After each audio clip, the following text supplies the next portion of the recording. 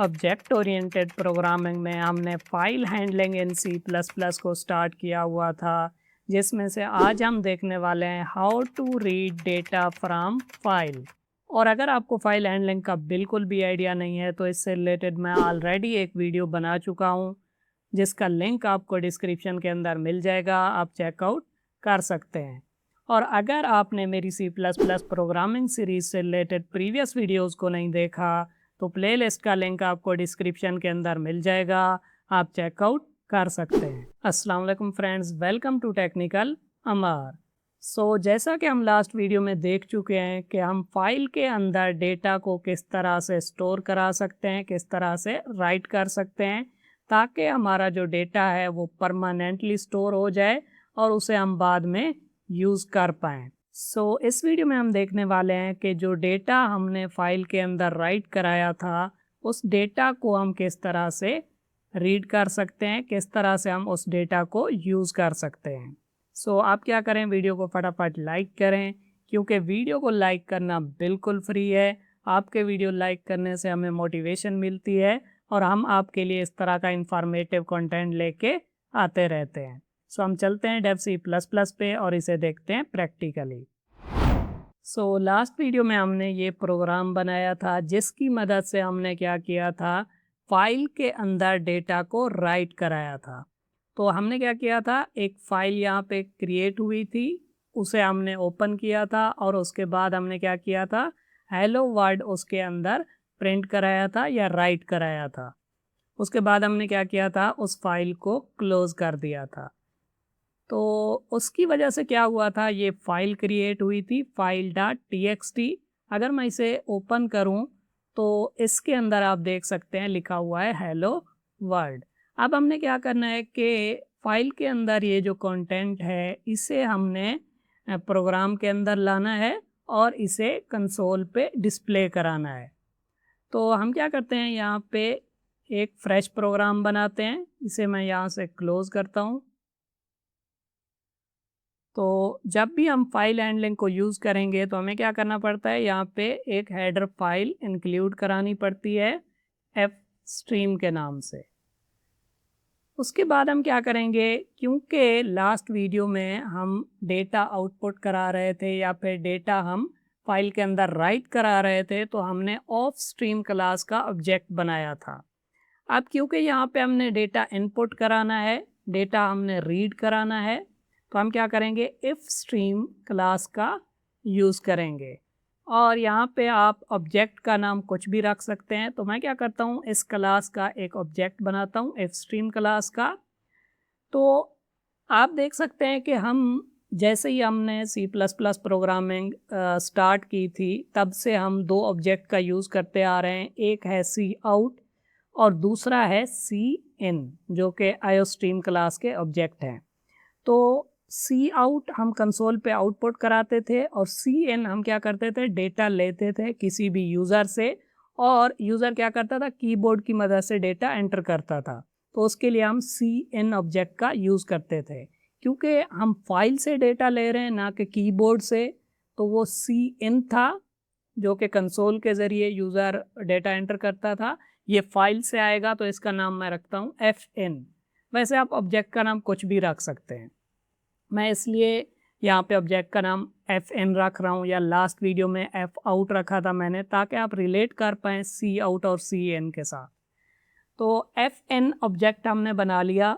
अब जिस भी फाइल से हमने डेटा लेके आना है अपने प्रोग्राम के अंदर, उस फाइल को हमें क्या करना पड़ेगा, फर्स्ट ऑफ ऑल ओपन करना पड़ेगा। जैसा कि लास्ट वीडियो में भी हमने किया था कि एफ आउट की मदद से पहले उस फाइल को ओपन किया था। अगर फाइल होती है तो वो ओपन हो जाती है, और अगर फाइल नहीं होती तो एफ आउट की मदद से जब हम फाइल को ओपन करने की कोशिश करते हैं तो क्या होता है, फाइल पहले क्रिएट होती है फिर ओपन हो जाती है। तो एफ एन की मदद से मैं क्या करता हूँ, ओपन फंक्शन को कॉल करता हूँ और इसके अंदर हमें क्या करना पड़ता है, फाइल का नेम देना पड़ता है। फाइल का नाम क्या है हमारे पास, फाइल डॉट txt। तो इस तरह मैंने क्या किया, एफ एन की मदद से ओपन कर लिया उस फाइल को। अब हमने क्या करना है, इस फाइल का जो डेटा है वो लेके आना है अपने प्रोग्राम के अंदर। तो जब हम यूज़र से इनपुट लेते थे कीबोर्ड की मदद से, तो हम क्या करते थे, cin एक्सट्रैक्शन ऑपरेटर और किसी भी वेरिएबल का नेम देते थे। तो cin एक्सट्रैक्शन ऑपरेटर क्या करता था, cin से डेटा लेता था, यूज़र से डेटा लेता था जो कि कीबोर्ड से हम एंटर करते थे और उसे हम किसी वेरिएबल के अंदर रखा देते थे। तो मैं क्या करता हूँ, यहाँ पे एक वेरिएबल बनाता हूँ कैरेक्टर टाइप का ch, और यहाँ पे जो भी डेटा होगा वो ch के अंदर आएगा। अब क्योंकि हम कीबोर्ड से डेटा तो नहीं ले रहे हैं, हम फाइल से ले रहे हैं, तो फाइल के लिए हमने एक ऑब्जेक्ट बनाया हुआ है fn। हम क्या करेंगे, यहाँ पे cn की बजाय fn का यूज़ करेंगे। तो क्या होगा, एक्सट्रैक्शन ऑपरेटर क्या करेगा, फाइल से डेटा लेगा, क्योंकि फाइल इस fn ऑब्जेक्ट के साथ लिंक हो चुकी है, क्योंकि इसी की मदद से हमने फाइल को ओपन किया है। तो अब फाइल से डेटा लिया जाएगा, एक्सट्रैक्शन ऑपरेटर फाइल से डेटा लेगा और उसे रखा देगा ch के अंदर। अब ch के अंदर डेटा आ चुका है, तो मैं क्या करता हूँ कि उस डेटा को कंसोल पे प्रिंट कराता हूँ। वैसे उस डेटा पे कोई भी ऑपरेशन हम करना चाहें हम कर सकते हैं, जो कि आने वाली कुछ वीडियोज़ में हम देखेंगे।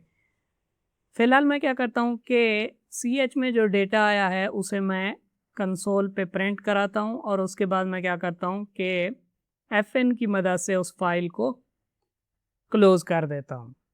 सॉरी, यहाँ पे फिल नहीं करना, हमने क्लोज़ करना है। तो मैंने क्या किया, fn की मदद से उस फाइल को क्लोज़ कर दिया। अब अगर मैं प्रोग्राम को कंपाइल एंड रन करूँगा तो क्या होगा, फाइल वाला जो डेटा है वो यहाँ पे कंसोल पे प्रिंट होगा। बट इसमें एक इशू है जो कि मैं आगे चल के आपको बताता हूँ। तो मैं क्या करता हूँ, यहाँ पे इसे कंपाइल एंड रन करता हूँ। सो आप यहाँ पे देख सकते हैं कि कंसोल पे हमें शो हो रहा है h, और फाइल के अंदर क्या था, हेलो वर्ल्ड।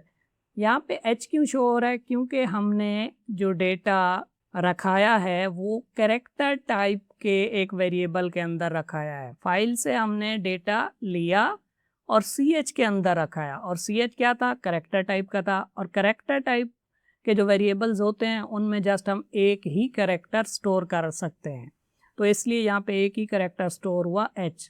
तो इसका मतलब ये हुआ कि अब हम यहाँ पे कैरेक्टर टाइप का एक सिंगल वेरिएबल नहीं, बल्कि हम क्या करेंगे, कैरेक्टर टाइप का एक एरे बनाएंगे ताकि सारा डेटा हम फाइल से ले सकें।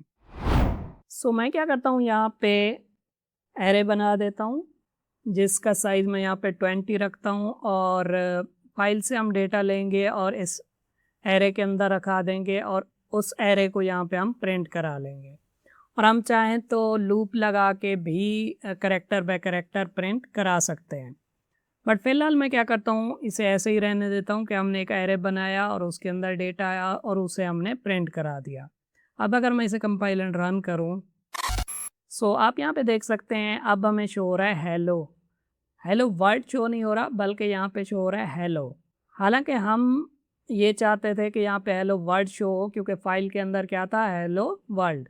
लेकिन यहाँ पे जस्ट हेलो क्यों शो हो रहा है, क्योंकि हेलो और वर्ल्ड के दरमियान में एक स्पेस है, क्योंकि ये दो वर्ड्स हैं। तो जो एक्सट्रैक्शन ऑपरेटर है उसने फाइल से डेटा लिया। जब एक्सट्रैक्शन ऑपरेटर ने फाइल से डेटा लिया तो हेलो के बाद आई स्पेस। एक्सट्रैक्शन ऑपरेटर क्या करता है, स्पेस को डीलिमिटर मानता है। वो समझता है कि स्पेस आ गई है मतलब डेटा सारा हमने ले लिया है फाइल से, और उसके बाद उसने क्या किया होगा, उसे ch के अंदर स्टोर करा दिया होगा। तो इसलिए यहाँ पे जस्ट हेलो शो हो रहा है, क्योंकि हमने एक्सट्रैक्शन ऑपरेटर का यूज़ किया है डेटा लेने के लिए और वो स्पेस को डीलिमिटर मानता है। तो अब हम क्या करते हैं, स्ट्रिंग का यूज़ करके देख लेते हैं, और या फिर हम क्या करेंगे, स्ट्रिंग का कोई मेथड यूज़ कर लेंगे ताकि ये स्पेस वाला इशू ना आए। सो अगर मैं चाहूँ तो यहाँ पे कैरेक्टर टाइप का एरे बनाने की बजाय मैं स्ट्रिंग भी बना सकता हूँ। उसमें भी हम डेटा रख सकते हैं, क्योंकि जो हमारा डेटा है वो स्ट्रिंग टाइप का ही है, हेलो वर्ल्ड। मैं क्या करता हूँ, यहाँ पे स्ट्रिंग का यूज़ करता हूँ और एक स्ट्रिंग बनाता हूँ str, और यहाँ पे भी मैं क्या लिखता हूँ, str, और यहाँ पे भी str। तो फाइल से जो डेटा लिया जाएगा वो str में आएगा और उसे हम प्रिंट करा देंगे। बट यहाँ पे भी वही सेम इशू आएगा, क्योंकि हम एक्सट्रैक्शन ऑपरेटर का यूज़ कर रहे हैं, तो वो क्या करेगा, स्पेस को डिलिमिटर मानेगा और जस्ट हेलो ही इसके अंदर स्टोर होगा और हेलो ही हमें स्क्रीन पे शो होगा। तो स्ट्रिंग का यहाँ पे मैंने यूज़ इसलिए किया है ताकि हम इसके किसी मेथड को यूज़ कर सकें। तो मैं क्या करता हूँ, फर्स्ट ऑफ ऑल यहाँ पे इंक्लूड करा देता हूँ स्ट्रिंग हेडर फाइल को, ताकि हम स्ट्रिंग के मेथड्स को यूज़ कर पाएँ।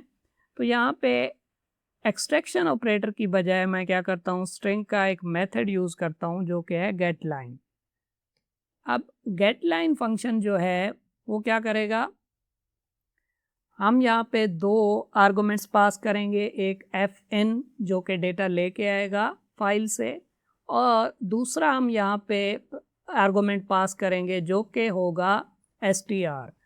तो अब क्या होगा, गेट लाइन फंक्शन की मदद से fn डेटा आएगा फाइल से और स्टोर होगा str स्ट्रिंग के अंदर। तो गेट लाइन फंक्शन जो है वो अपना स्पेस को डिलिमिटर वगैरह नहीं मानता, तो इसलिए यहाँ पे पूरा डेटा आएगा और वो str के अंदर स्टोर हो जाएगा और हम str को यहाँ पे प्रिंट करा लेंगे।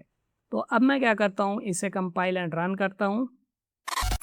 सो अब आप यहाँ पे देख सकते हैं कि फाइल के अंदर जो डेटा था हेलो वर्ल्ड वो यहाँ पे प्रिंट हो चुका है। हमने str स्ट्रिंग के अंदर उस डेटा को स्टोर करा लिया और उसके बाद हमने उसे कंसोल पे एज एन आउटपुट शो करा दिया। तो इसका मतलब ये हुआ कि हम फाइल के अंदर डेटा राइट भी कर सकते हैं और फाइल से हम डेटा को रीड भी कर सकते हैं। आई होप कि आपको समझ में आया होगा कि हम फाइल से डेटा को किस तरह से रीड कर सकते हैं, और मैं उम्मीद करता हूं कि आपने वीडियो को भी लाइक कर दिया होगा।